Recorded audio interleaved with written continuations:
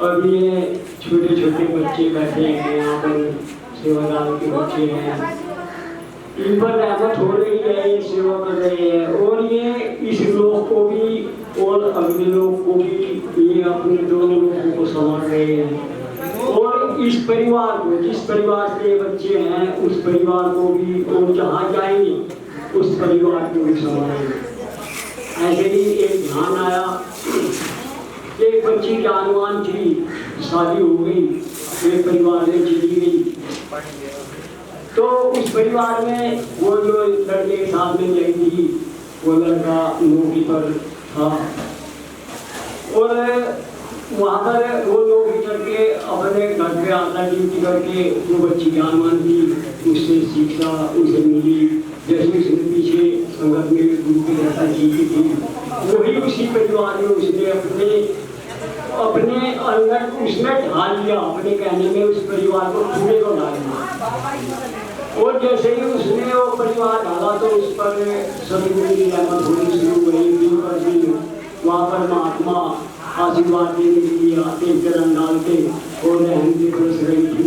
उसका दिन पे दिन कारोबार कर रहा था, तो पड़ोस में एक औरत देख देख कर उसको विचार करती और सब भी करती, और मनी ही मन ये सोचती कि कौन है, कौन आ रहे हैं जा रहे हैं। जब से ये आई, जब से ये तरक्की पर जा रही है, अपने दिन पे दिन कर रही है, तो एक दिन उससे रुका नहीं गया। तो साधन जी जब उससे रुका नहीं गया, वे उसके पास गई कि बहन तू एक बात बताइए, तेरे पास कौन आते हैं, क्या लेकर आते हैं, क्या लेकर जाते हैं। उसने कहा ये मेरे सदगुरु मेरी मैं सदगुरु मेरे घर पर आता है और रहमतें देकर जाता है, आशीर्वाद देकर जाता है। वे कहेंगे आशीर्वाद कैसा है, कहेंगे तुम भी आओ, तुम भी आशीर्वाद मिलेगा तुम्हें। वो औरत इतनी परेशान थी कि उसका मालिक जो था वो उसी कंपनी में, जिस कंपनी में उसका मालिक नौकरी करता था, उसी कंपनी में वो नौकरी करता था।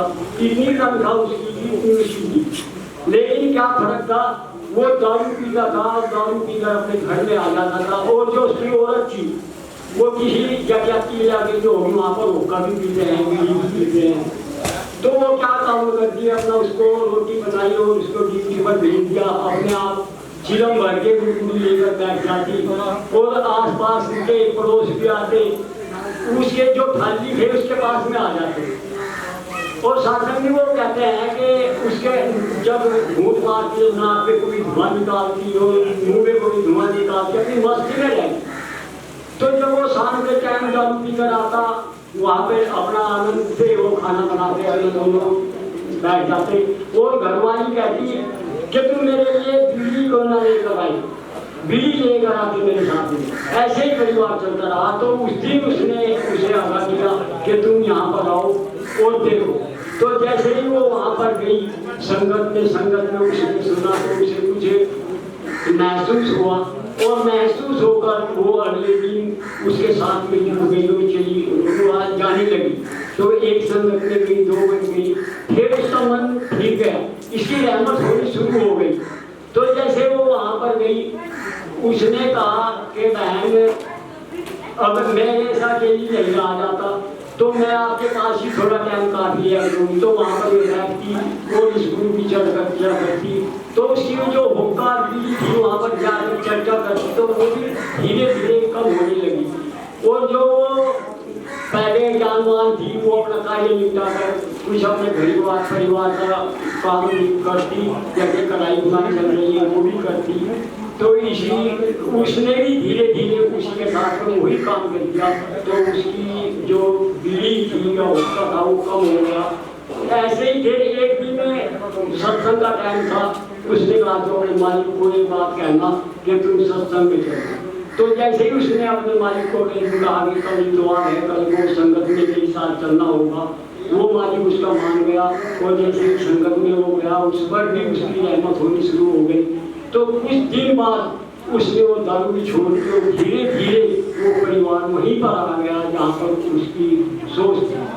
तो देखो ये संत महात्माओं के जो आशीर्वाद होते हैं और रहमतें सदगुरु होती हैं, यहाँ पर आने से ही होती है, घरों विचार करने से कभी नहीं होती। कभी कहा है कि ये दूर से ना देखिए आ जाइए करीब बन जाएगा दिल का नसीब। तो शास्त्री जी प्यार से कहना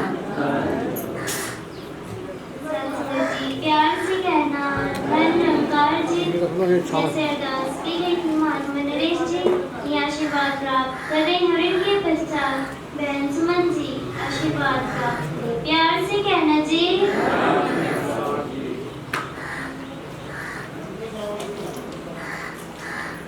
सत्संग जी प्रेम से कहना।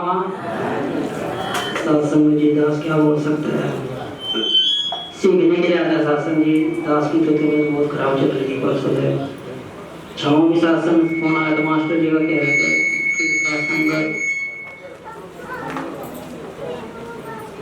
कि सत्संग हो जाए। सत्संग में जी परेशानी ज़्यादा है, ये डॉक्टर के पास ग्लूकोज की बोतल लग रही सत्संग जी।